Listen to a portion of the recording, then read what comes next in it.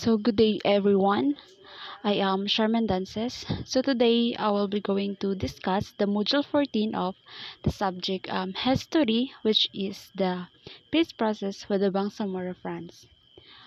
So at the end of this module, the students would be answer the following questions, which are the what are the major development in the peace process between the government and the Bangsamoro Revolution France. 2. What are the challenges that confront the seed process? Next, what are the safeguard features of the current GPH-MILF peace process? And next is what are the implications does the peace process have on national development?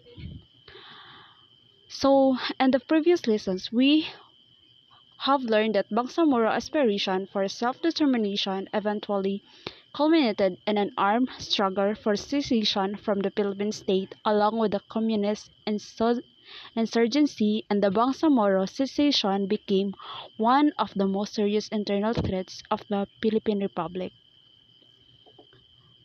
So, we will start about a module that I will be discussing. So, the first is the major developments in the peace process between the government and the Bangsamoro Liberation Front. So, in general terms, a peace process refers to any or political process in which conflicts are resolved through peaceful means.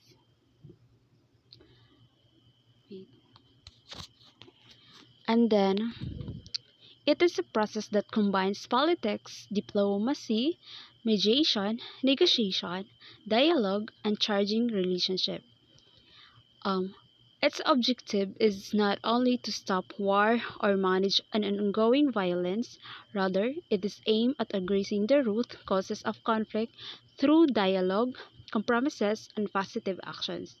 In this way, a peace process is aimed at creating a conducive environment for human, which a way to a peace process that to achieve their full potentials and transform relationship from belligerence to friendships, because it is a process unusually involving generally and delicate issues.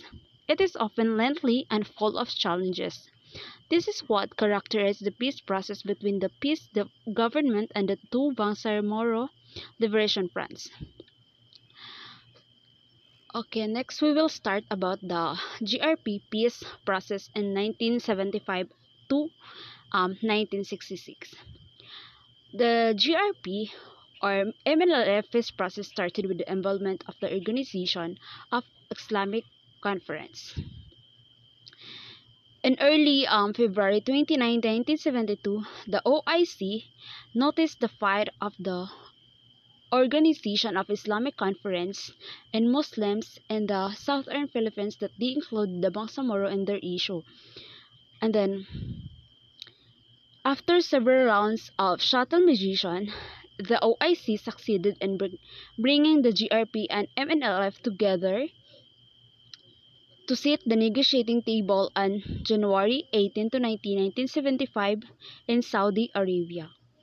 Next, on December 23, 1976, the GRP and MNLF and the presence from the OIC signed the Tripoli Agreement. So we will talk about the Tripoli Agreement. What is the Tripoli Agreement? So the Tripoli Agreement was supposed to establish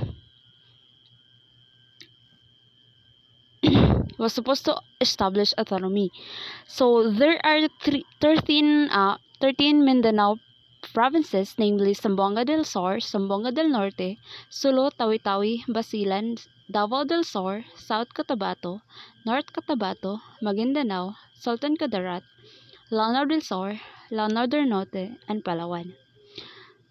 And there are also 19 cities, where is the Cotabato, Dapitan, Dipolog, General Santos Iligan, Marawi, Pagadian, and Zamboanga Puerto Princesa.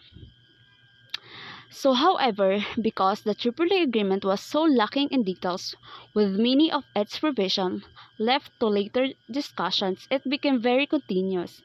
As it turned out, provisions left to later discussions, it became very continuous. As it turned out, succeeding talks held in Libya and in Manila to discuss details of provisions eventually led to bogging down and collapse of the peace talks. On the whole, the GRP and MNLF panels could not agree on the degree of autonomy to handle down the Moros and the definite role the MNLF had to play in it. So, soon in the later part of 2977, sporadic fighting clashes broke out between government and MNLF forces.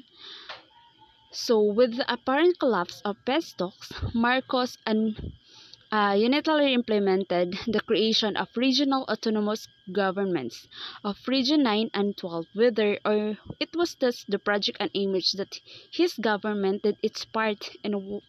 While these regions are called autonomous, they are as such only. In reality, they are nothing but administrative regions that has no different from the other regions of the Philippines.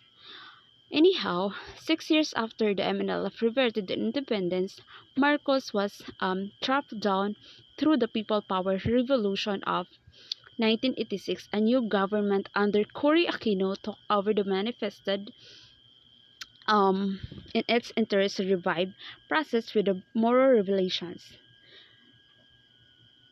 So after that, in 1977 up to 1980, the sporadic fighting plus the deadlocks which characterized all attempts at moving forward with the peace process led by MNLF to revert to independence. And in April 17, 1980, Normiswari,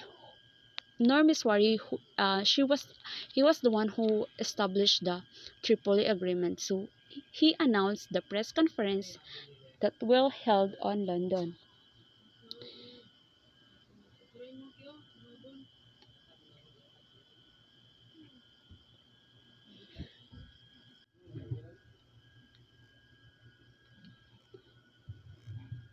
Next, in 1992, Fidel Ramos, he became the president. The first move that he did was to revive the peace process with the MNLF. In 1996, 20 years after the signing of the Tripoli Agreement, the GRF, MNLF signed a final peace agreement, FPE. So, the 1996 FPE had two phases. The phase 1 covers a 3-year transitional period intended to enable to the MNLF to settle down and re-establish themselves back to their normal lives. And the second entails the enactment of the Amendment Organic Act that will establish a new autonomous government and the expansion of its territory based on the result of the plebiscite. As a part of the agreement, the territories enumerated in the original 1976 Tripoli Agreement were designated as a special zone of peace and development, which was to become an area of focus and intense peace and development efforts and disposal. So the integration process took more time than agreed upon by first quarter of the 2003. The entire process was completed. The legislative process for the amendment of the Organic Act took more time, almost 3 years, than was prescribed in the agreement. So in August 14, 2001, the plebiscite was finally held on the province of Basilan and city Marawi adapted to be added to the territory of autonomous region. Despite the delays, things seemed to go well. Normis Suarez was even elected as ARMM, and the MLF communities were dubbed as Peace and Development Communities. Host residents became recipients of peace and development projects from the government and various donors. So thank you everyone for listening, and thank you. I hope you will learn something from my discussion. So my classmate Roxanne will continue to the other part of the module.